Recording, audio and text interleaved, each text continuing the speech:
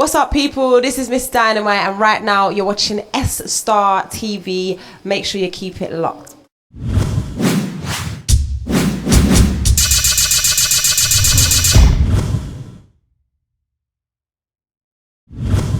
You've been a busy lady. Busy is an understatement. Yeah. Where have I been? That's the problem, is that when you're in so many different places in such a short space of time, you kind of forget. So in the last 3 days, I've been in Manchester, Liverpool, Sheffield, Czech Republic, and here. I know you're in Greece, yeah. Yeah. Do you ever get tired of it? Do you ever just sort of, after 2 hours sleep a night and all these airports and all the travelling, do you ever just think, oh, I can't be bothered? Do you know what? I'd be lying if I said that when I'm lying in my bed, addicted to Twitter, because I can't sleep, at, I don't know, 5:30 in the morning, that I'm not thinking, oh my God, my brain won't shut up. I just want to sleep. I don't know how I've got a plane to catch at 7 a.m. I don't know how I'm gonna do it. You know, like, I don't want to do it. And then somehow my alarm will go off when I, eventually do get to sleep, and I'm like, bam, right, let's go, I'm on it again. So talking about your Twitter addiction, you're like seriously properly addicted, aren't you? Do you know what? I go through phases. Where I cannot put my phone down, and I'm constantly tweeting to the extent I'm ashamed to say, but my son will be like, Mum, seriously, like, give it a rest. Do you have any other strange addictions? Oh my gosh, are you being serious? Oh, why did you have to ask me that? I do. Did someone tell you to ask me this question? No. Oh my gosh. I have the addiction of eating sponges. Don't look like that. I don't know what it is. I've read up about it. Shut up. I've read up about it, and it's like, supposedly it's called pica, which is like a disorder where you eat something that's not edible, basically, and like there was like a list of like all these different things, like wool, like the wool, like bricks, like coal, like mud, like sand. All of these things are things that I've eaten, that I've tried and thought, oh my goodness, I don't know why, but I really feel like eating it. And I wish I could say it was like due to, I don't know, like a pregnancy, what am I thinking of? Craving, but it probably started when I was about 14, so I don't know how many sponges I've eaten, but hey. So out of coal, sponges, what's your favourite type of food? Do you know what? I've only tried those things, but I actually, I eat sponges. You eat sponges? Yeah. I saw you looking a bit hungrily at the end of the mic as well earlier. No, do you know what? It's really bad, because I've been known to be in a vocal booth, and like the vocal booth will have sponge on the side, and I'll be there like, and as soon as the engineer starts doing something, I just can't help it, but I'm there like picking away. I've seen it before in studios, and I always think like, who just stands in here and like picks? And maybe I saw a studio once with teeth marks in the sponge, and it was you. I never go straight in with the teeth. Come on now. But yeah, it will just start with a little bit, and usually I'll do it like under where no one can see it, so no one will know that I've been there. So I mean, you've had a phenomenal career. You've had Brit Awards, Mobile Awards, a Mercury Award. What's been the highlight?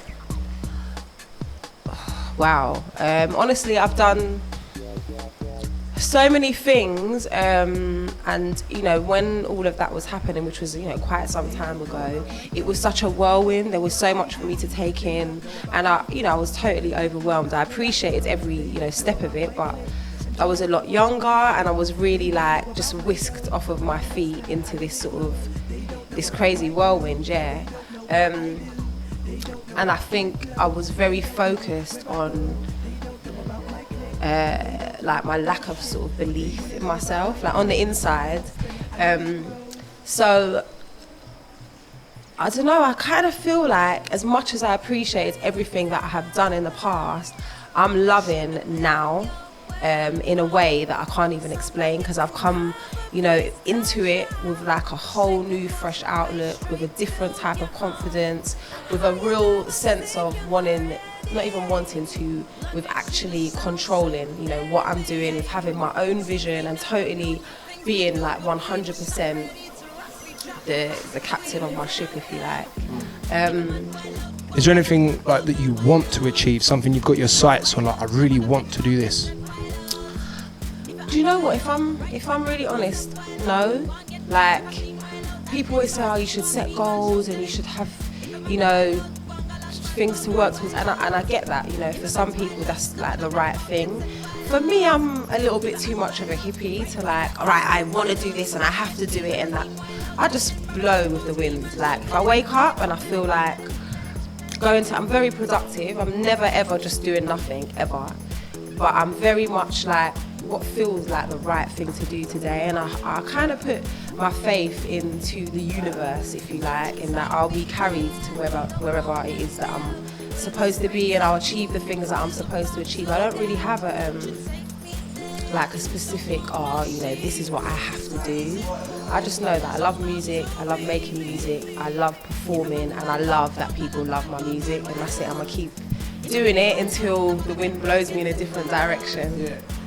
Cool. Who have been like the inspirations and influences to your career from the start? Musically, or well, musically, I'd say, you know, obvious people, legends like Bob Marley, James Brown. I was raised, you know, in a house where there was constantly like music, reggae, soul, a bit of like rare groove, kind of old school. My mum, you know, is a big music lover, and my dad, my sister's dad, my whole family basically. So I'd say, yeah, like obviously the old school classics. Have you ever thought of doing like a dancehall tune, or do you ever hear a dancehall rhythm and think, you know what, I can burn this, I can do a madness on this? Do you know what, honestly, like definitely all day long. It's in my heart, it feels very natural to me. It's something that I would definitely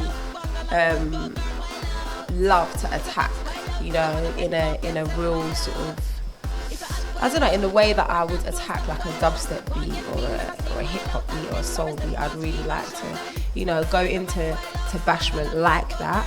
But for me,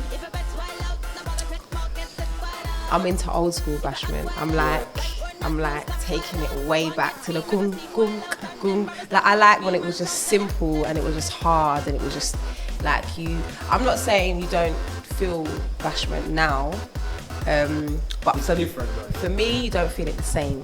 I don't feel it the same. Like, I'm into a lot of the artists that are out there. I like a lot of the rhythms that are out there. But for me, it's like, take me back. Like, so yeah, if I was gonna do it, it would be like, I would like, you know, to go and draw for like a Dave Kelly and get him to just make me some old school, yeah, rhythms. I remembered that you like old school bashment. Do you remember S-Paradise last year? I think that was when we first met, huh? Hold on. Do I remember we didn't want to go home? Yeah, that was sick, and you was playing. Yeah, that was heavy. That was good. That was good. Old school bashment. Yeah, for anyone who hasn't been to one of his dances, you have to make sure you get down, because that was crazy. No one wanted to go home. Yeah. I mean, between you and Target, like the VIP was. Oh my. We was licking off the wall. You know what? As I'm talking, it's all coming back to me.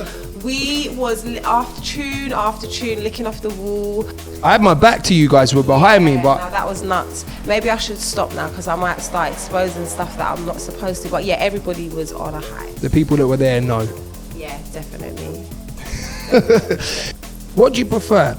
Like rapping and spitting or singing? Honestly, I love to do both, but for different reasons. And it depends what zone I'm in at the time. So for instance, tonight I'm definitely in the mood to go out and just like energy, so it's going to be, you know, chatting, but sometimes I feel more like I want to speak from my heart, and I want to express myself in a way that I want, you know, I want to touch people. I want them to hear the lyrics. I want them to hear the emotion in my voice. I want to connect with them in an emotional way, which is different. It's very different to chatting. Chatting's just energy, it's just vibes, it's just making people jump up and down.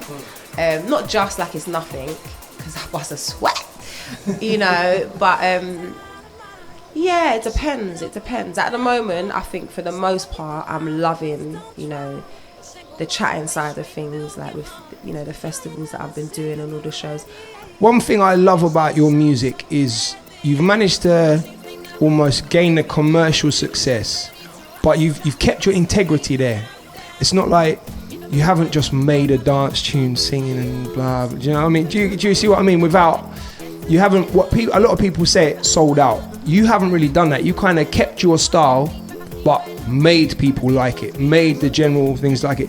Has it been hard to do, or have you just done it and the song's been successful, like, and you're like, cool? Basically, yeah. You know, without at all sounding arrogant or big-headed, I make music initially that I like, and that's it. You know, I don't ever try to I never sit down and calculate, right, well, I need a hook that sounds like this, and I need a, you know, verse that sounds like that. I just feel the music, write whatever comes out, and kind of take it from there. And, you know, I've been lucky enough. It's not that I make people like it, they just do. And, you know, I'm, you know, super grateful for that. I think if I sat down and tried to write a tune that was gonna like be successful, it would be my worst song ever. You know, like, no, honestly, I just think, I don't know, for me, music's one of those things. Every artist is different, and my music has to come from within. You know, I'm not really a person that can sit down and, I don't know, like, purposely seek out a chart smasher. You know, I don't do that. There's nothing wrong with that, but that's just not really my style. Yeah. Who would be your most ultimate collaboration ever? Dead or alive, who would you most like to work with? Oh my gosh, wow. Obviously I'm gonna say Bob Marley. You know, like, I think it does, you can't even put it into words. I think, and I don't even need to say anything for people to understand exactly what it is. Yeah. But if I wasn't gonna pick someone so obvious, maybe someone alive, I want to say like a Lauryn Hill or a Mary J. Blige, but again, I think that's kind of like obvious, you know, people would expect me to pick that. I don't think so. But do you not? No. Okay. I really want to pick someone like proper off the wall where they're like, oh my gosh, she wants to collaborate with them. I think D'Angelo, I'd love to collaborate with D'Angelo. I went to see him perform quite recently, and I was like, oh my gosh, wow, yeah, his voice is like ridiculous. One collaboration I've kind of expected from you, I think a few people have, but it's never really come, and I've always wanted to ask you why. It's Akala. Basically, I think it goes without saying, obviously it will happen. Obviously, it's obvious. But we've never we've never wanted to do it because we feel like we have to, or because we feel that we're being pushed into it, or because we feel like it's good for business or anything like that. You know, he's got his path and he does what he's doing, and I've got my path and I do what I'm doing. And at some point, our paths are definitely gonna naturally and organically cross, and that's when we will make something, I have no doubt, you know, will be probably close to the best thing, you know, either of us have ever done. But I'm not gonna force it. I'm not, and he's definitely, you know, he's not like that either. I'm excited to hear that when it does come. Definitely. Yeah, definitely. Me too. Don't get me wrong, me too. Like, honestly, I listen to my brother, and obviously he's my brother, so, you know, I'm super biased, but